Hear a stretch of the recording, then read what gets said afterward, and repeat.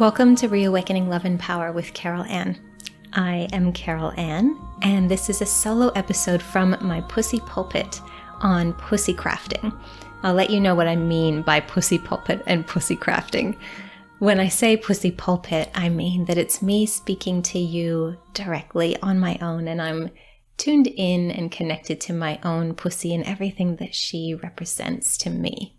There's kind of a humming aliveness down there, and I have the intention of speaking really from the power and the warmth and the life force that resides in my body, and just trusting what comes through there. And when I talk about pussy crafting, I'm talking about making art about pussies, so vulva art, vagina art, but also creativity and life force and sexual energy, and how all of those things are related. And of course, I'm speaking from my own experience and my own understanding of things. Yours might be different, so take what resonates with you and leave the rest. So practically speaking, I am sitting at my desk. The sun has just gone down. The last bits of pink are turning into that kind of light blue-gray color in the sky. I have some of my own handmade sandalwood incense cones burning, which smells really like earthy and sensual and sacred. And I have a little bit of knitting in my hands. I'm not sure how I'll go knitting and keeping to what I want to say at the same time, because even though you can't see me, I am talking with my hands.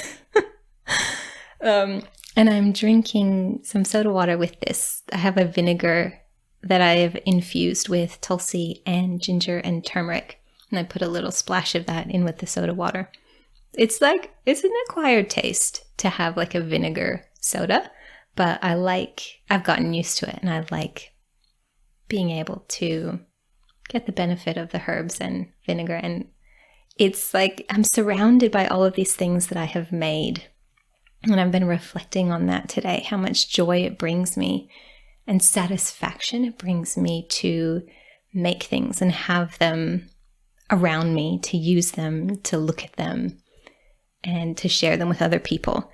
Like if you ever come to my house and express even like the slightest interest in something, I'll be like, I made that. Do you want me to tell you how I made it, or how you could make something like it? Or do you want some? Or, get a bit excited.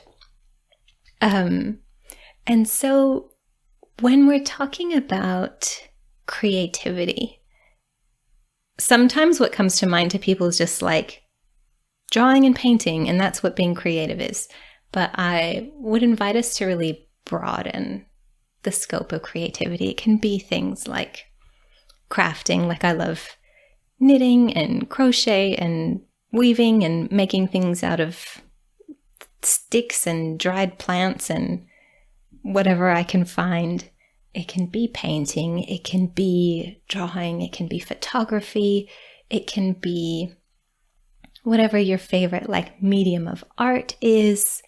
It can be also things like cooking. It could be dancing. It could be making music. It could be writing. It could be the way that you interact with people, the way that you solve problems, the way that like my partner surfs, and I would say the way that he kind of like dances with the ocean and the waves has a creative element to it. And I'm sure there are plenty of other things that you can think of that I haven't listed here, but we can keep that scope of creativity quite broad. I am on day 21 of my cycle right now, my menstrual cycle, which is when I typically do start to get this surge of like, I just want to like think about all the things I can make. I start like looking at patterns for knitting and watching YouTube videos of how to make beeswax candles, and I've checked out a book from the library on different weaving techniques, and I think about what I could cook for dinner. I just like get really full of this surge of wanting to make things and having all of the ideas. And I really do think that our creativity and our sexual energy are like two facets, two faces, or two flavors of the same thing. They're different expressions of our life force and the way that that wants to move through us. And some of the other kind of parallels or commonalities between creativity and sexual energy, I think they both, when done well, require you to be absorbed in the moment. You're really present in what you're doing and what you're doing with your hands, or in what you're making, or in how you're moving your body, or how your body is dancing and playing and responding with another person's body. There's almost this, we use the term of like losing yourself, but I don't think, the way that I think of it is not completely losing yourself. It's like turning, or just kind of slipping below the surface of the really chatty, thinking, busy part of your mind into a deeper layer or a different layer of yourself. So to me, it's not like losing yourself. It's just like sinking or sliding into a different part of yourself. But it kind of feels like losing yourself because we operate in that place so much in our Western lives. And to me, creativity and sex are both letting the flow of life move through you. There is something so delicious to me about that sense of just kind of slipping into the current of, what does my body want to do in this moment? So I've been talking to you. I have not been knitting at all because I've been like clutching my knitting with my right hand and waving my left hand around to speak to you, even though you can't see it. Let's see if I can knit a few stitches at the same time. And sometimes when you are making things, you are thinking about them and focused on them in a certain way. But experiment for yourself. What is it like when you're really absorbed in creating something? You would call that like a flow state. In working with your creativity or with your sexual energy, you are also making something that didn't exist before. Whether that is an experience in your own body, an experience with another person or people, or something physically tangible, it's that process, which I personally find really satisfying, of look what our life force or my life force is doing here. There's a sense of collaborating with the materials you're using, whether it's yarn or vegetables or your partner's body or your own breath or paint, or the way the light is moving, or the sounds that are dancing through the air. There's an engagement there and cooperation with some other face of the life force. Creativity and sexual energy also feel good. They relieve stress. And if you're doing something creatively or sexually that's like never relieves stress and always creates stress, personally, I would say that would be something to explore, because when it comes to writing, it does not feel like, it feels like it is a stressful thing. It's not something that flows easily to me, but like, if I love knitting, like, why would I knit if it brought me more stress? There is that aspect of being able to just channel your stress or the kind of pent-up energy or something stuck into what you're doing and let it be alchemized by the process of making something. And so why would you make art of a pussy? And of course, pussy we can be talking about the vulva, the external lips and the clitoral hood and the urethra, that kind of external part of the pussy. You could be talking about the vagina, the internal organs, the womb. You could make art of the clitoris with those big, beautiful wings. You could make art about the breasts or other genitals or sexually relevant body parts. But why make art about something, a part of the body or a part of our human experience that is, at least has one aspect of it is sexual? And to me, there's a really deliberate reason. When I embroidered a self-portrait of my own vulva, it was saying, I am honoring this part of my body. If you are making art of your pussy, a lover's pussy, a random pussy, it is saying the pussy is worthy of art. It is worthy of the time and energy being put into making this art. And to make a meaningful or beautiful or powerful representation of something through art, you have to really see it first. You have to spend time looking at it, being with it, feeling into it. And if you're going to draw or knit or embroider or, make some other representation of, say, a vulva, you really need to pay attention to what the shapes are, what the textures are, what the color shading is, what the proportions are. And that process of really looking and really seeing is also, or it can also be, an honoring. And that turns the tables on Western society and conditioning, which says that pussies are taboo. They're smelly, they're hairy, it's something that should be kept private, something we think is a bit ugly sometimes, shouldn't be seen, shouldn't be heard, no fanny farts. That's not socially acceptable. Fanny fart is the Australian term. I think, in the US you would say probably queefing, when you get a little bit of air in there and it just comes out like that.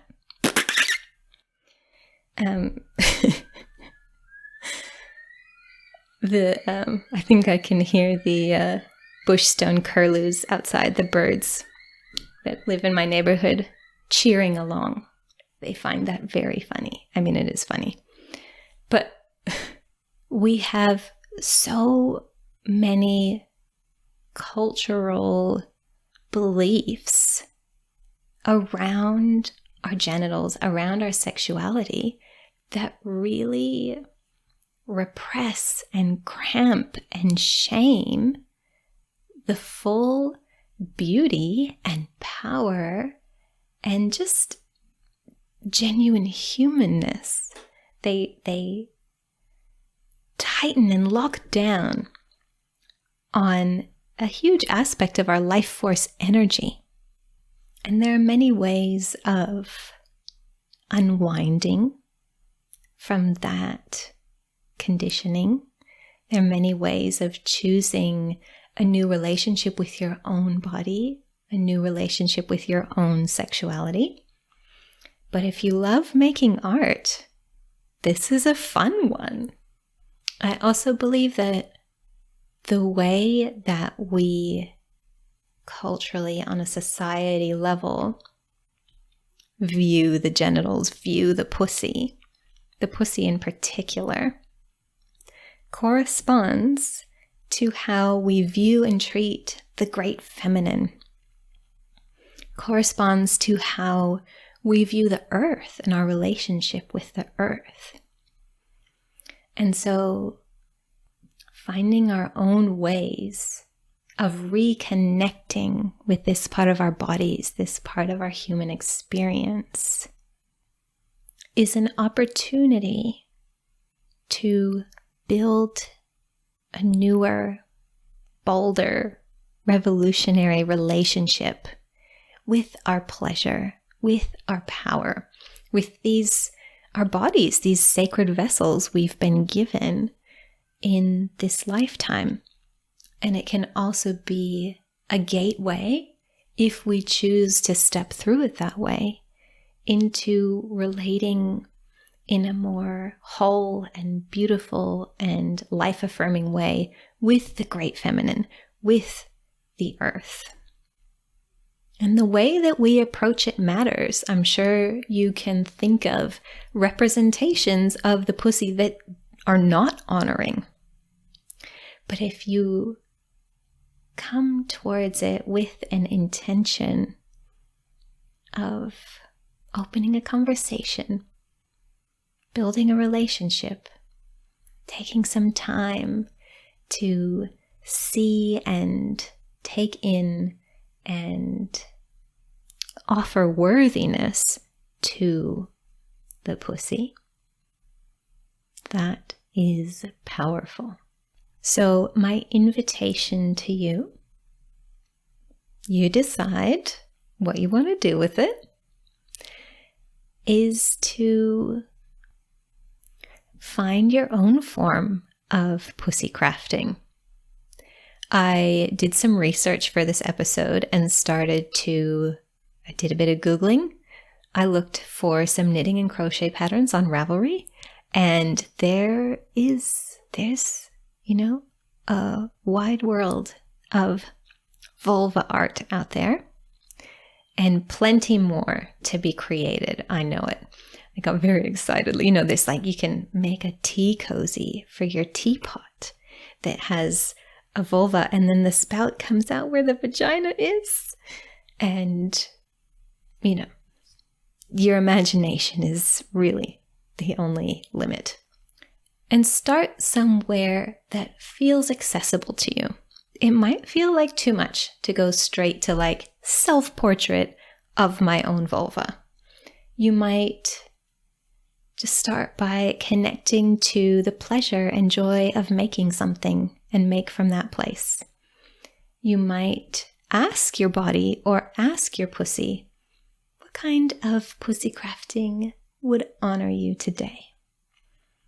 You might draw a tiny doodle on a scrap of paper and then burn it. You might just swirl your hips a bit while you're making something. It's up to you.